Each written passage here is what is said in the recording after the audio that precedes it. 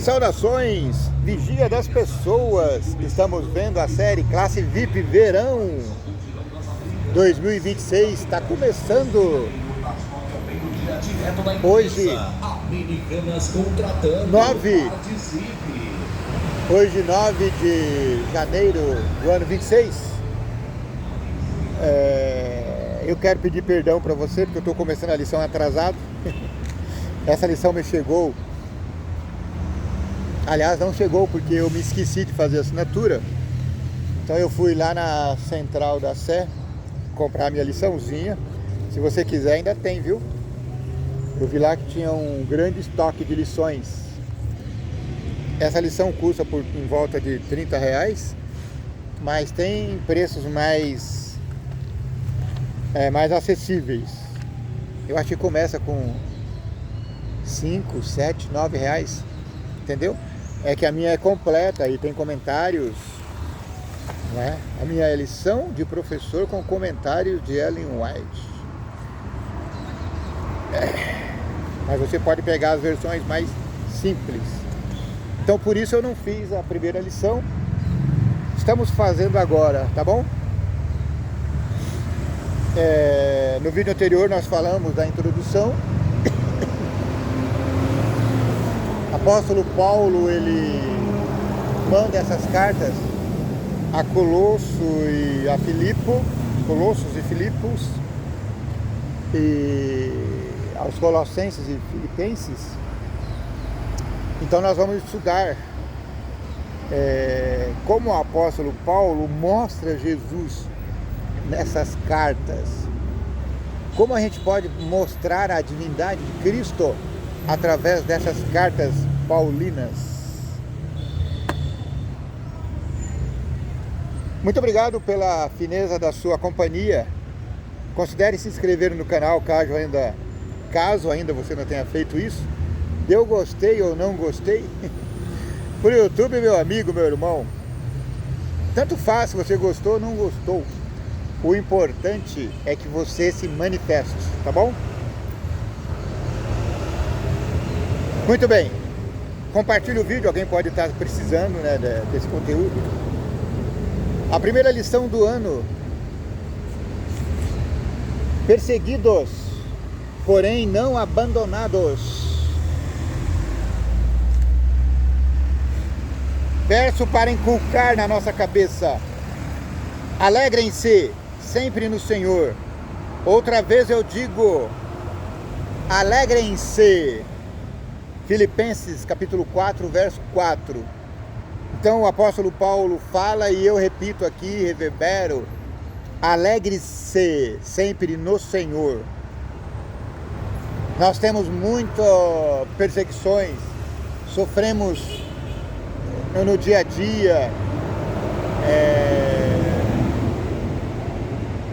no trabalho, na escola, no estudo, às vezes até na igreja, no dia a dia, com vizinhança, mas que possamos inculcar esse verso que diz: alegrem-se, alegrem-se, digo outra vez, alegrem-se no Senhor.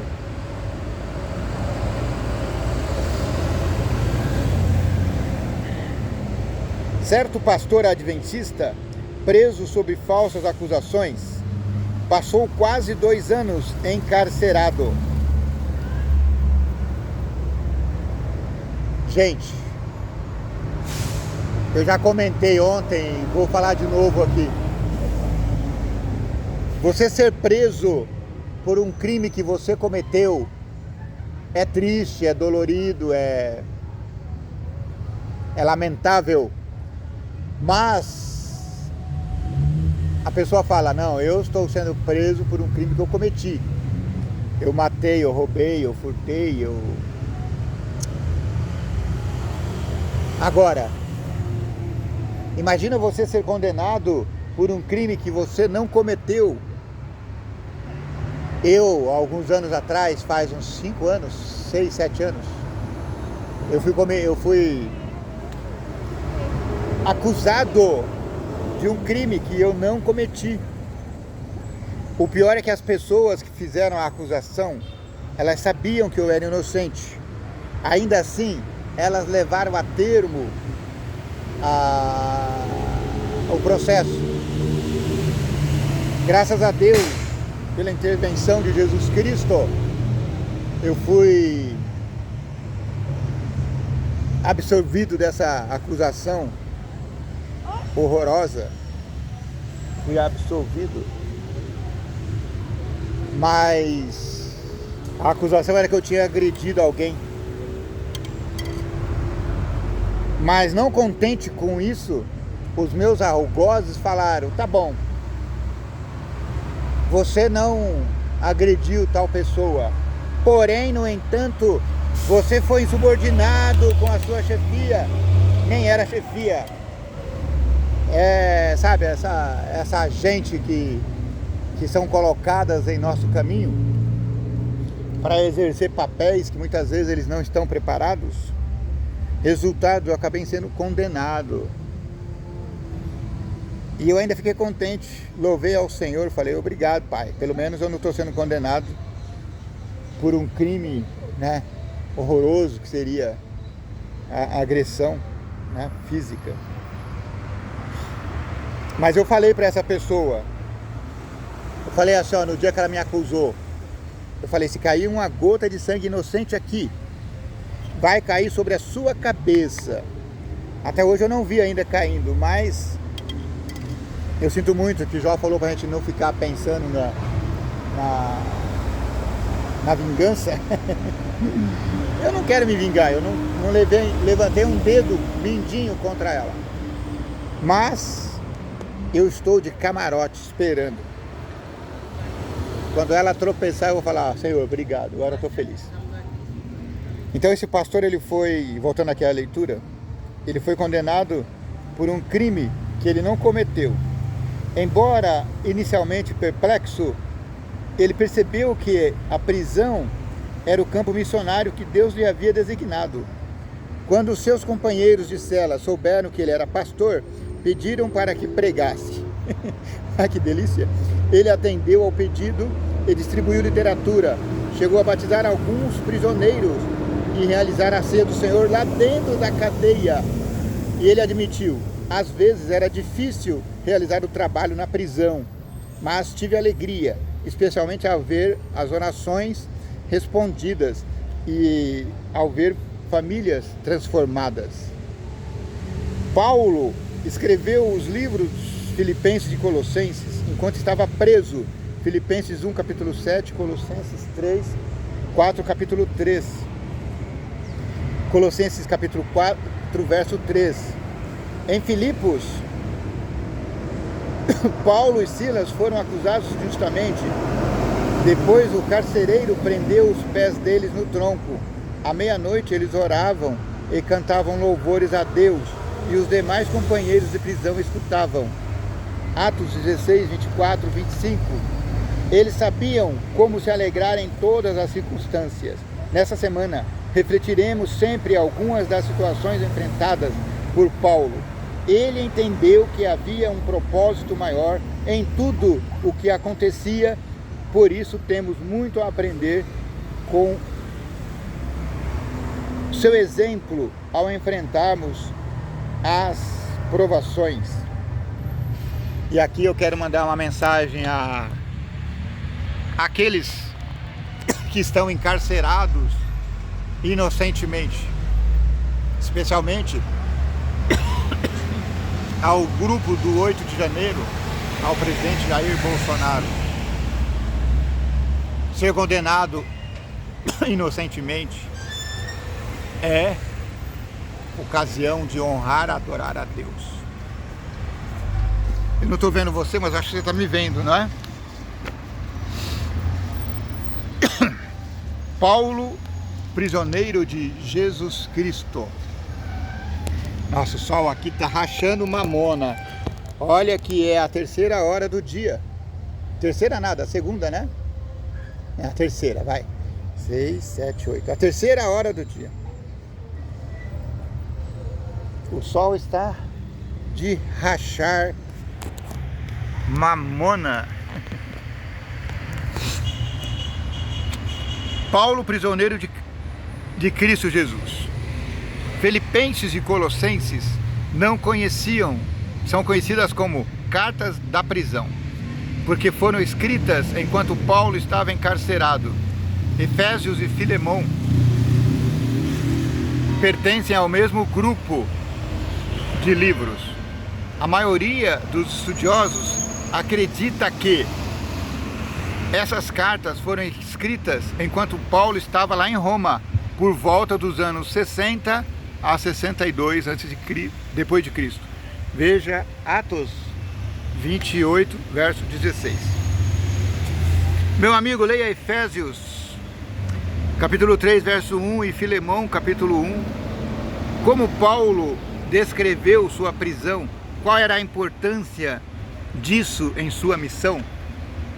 Como é que era a prisão do apóstolo São Paulo? Leia lá e volta aqui para os comentários. Paulo dedicou a vida ao serviço de Jesus Cristo. Se esse serviço incluía ser preso, ele estava preparado.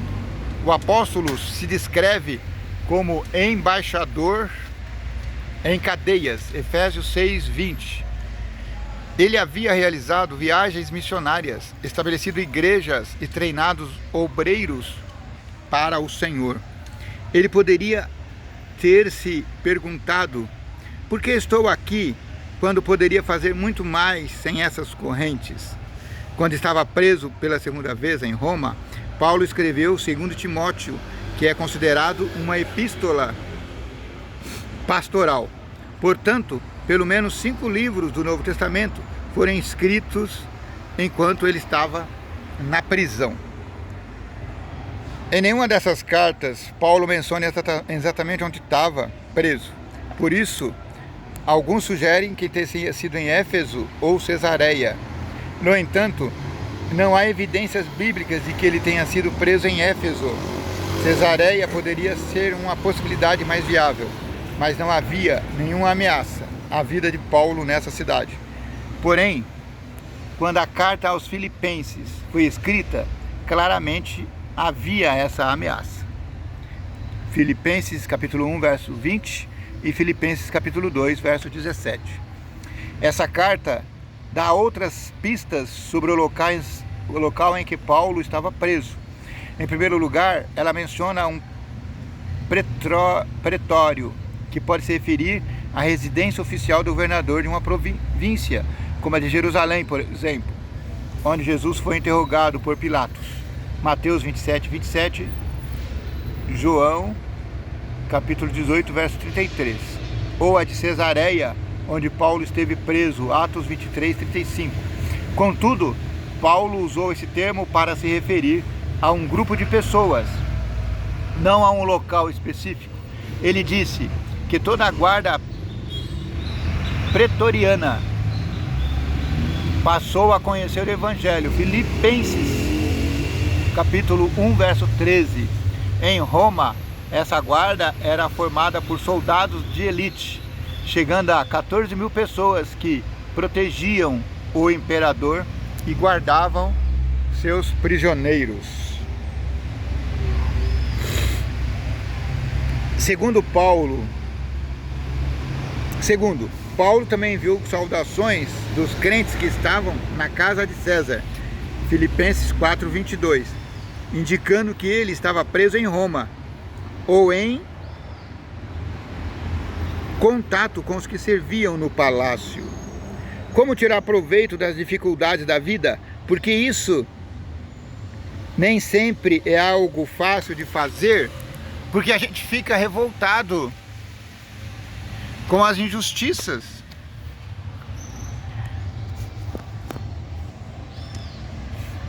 Estou aqui no sol, está muito quente o sol.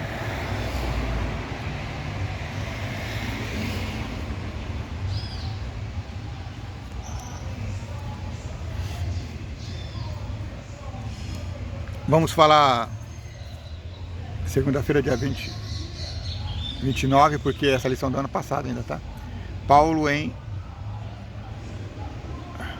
algemas. Enquanto estava na Macedônia, Paulo mencionou ter enfrentado prisões, segundo Coríntios 6:5, segundo Coríntios 11:23, segundo Coríntios 7:5. A primeira prisão registrada aconteceu em Filipos, Atos 16 aos 24. Depois ele foi preso por um breve período em Jerusalém, antes de ser transferido para a prisão em Cesareia. Em outra ocasião, Paulo disse estar entre algemas. Filemão, capítulo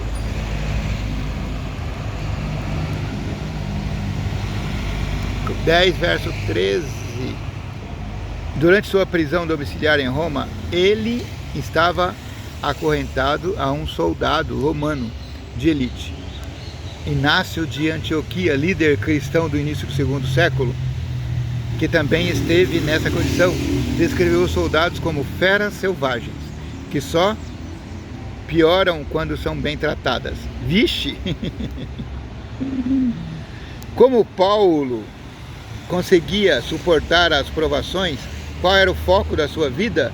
Segundo Coríntios, capítulo 4, versos 7 ao 12. E a resposta é: por mais difíceis que fossem as circunstâncias, Paulo sempre conseguia enxergar o lado positivo, e isso lhe dava forças para suportar as prisões. Mesmo enfrentando todos os ataques de Satanás, ele tinha a certeza de que não havia sido abandonado por Deus.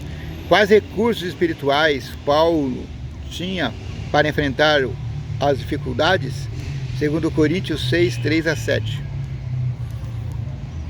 Somos tentados a olhar para as circunstâncias que enfrentamos, ou para fraquezas e fracassos, e desanimar.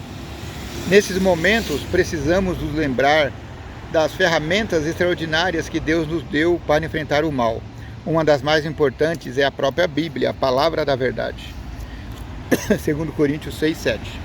Pois nela aprendemos com os erros e acertos de outras pessoas. Além disso, o Espírito Santo torna eficaz o que foi realizado pelo Redentor do mundo. É por meio do Espírito Santo que o coração é purificado. Por ele, o crente se torna participante da natureza divina. Cristo deu seu Espírito como poder divino para vencer toda tendência hereditária e cultivada para o mal, e para gravar o próprio caráter de Cristo em sua igreja. Quem diz isso é Ellen White, em O Livro Desejado das Nações, Casa Publicadora Brasileira, publicado em 2021, página 540. Aliás, esse livro foi o primeiro livro cristão que eu li na igreja. Eu vou sair daqui porque está um sol muito forte, eu não estou vendo você. Eu não sei se o celular já desligou. Eu vou encerrar aqui e eu continuo no outro vídeo, tá bom? Vou para a sombra ali para ver se eu consigo gravar melhor. Que o vigia das pessoas te abençoe e te guarde. Que o vigia das pessoas tenha misericórdia de ti. Que o vigia das pessoas faça resplandecer o teu rosto sobre ti. Que o vigia das pessoas te dê paz.